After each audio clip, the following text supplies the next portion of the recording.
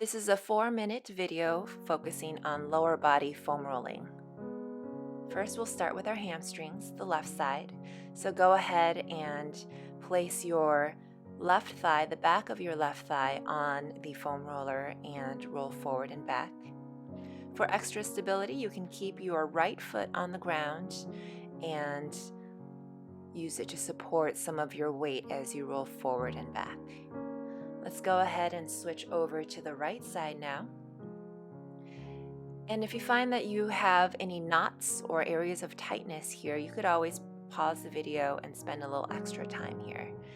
Just try not to tense up or hold your breath when you feel a knot. Just breathe through it and try to roll out the knot.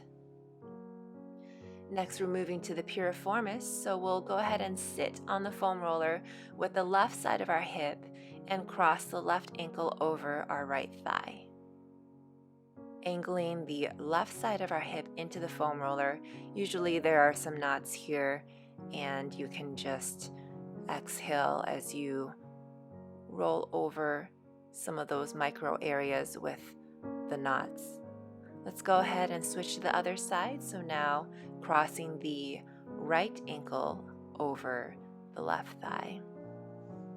If you have a hard time reaching the ground behind you, you can always place a couple of yoga blocks underneath your hands to help you reach. Good. Keep breathing the whole time. Now let's move to the front of the leg. So we're coming down onto our elbows and to the front of our thighs to our quadriceps.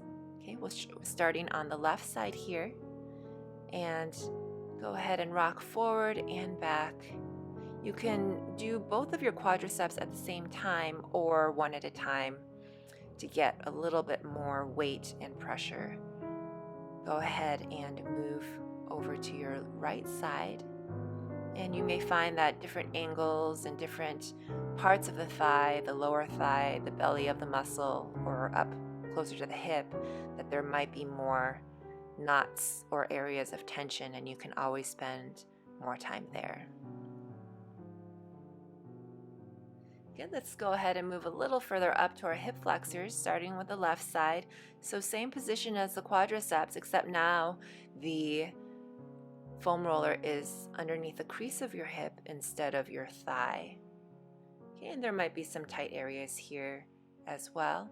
Let's move over to the right side, and you can see I'm angling my hips in different directions, trying to find different areas of tightness, and then once I've identified those areas, I'll stay on them a little bit longer. Okay, next we have the IT band area, or the lateralis, on the side of our thighs.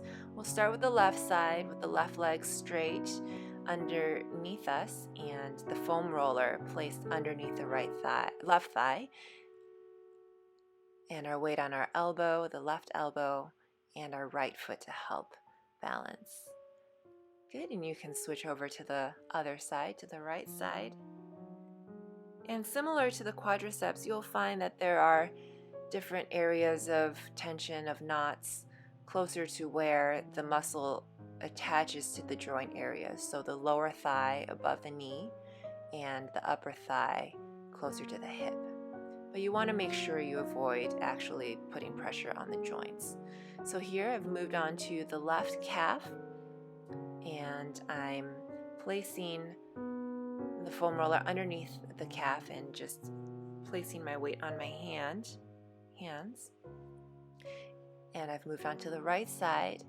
If you want, you can cross your left ankle over the other thigh. Just make sure not to press down on the knee, so you're not hyperextending the right knee here.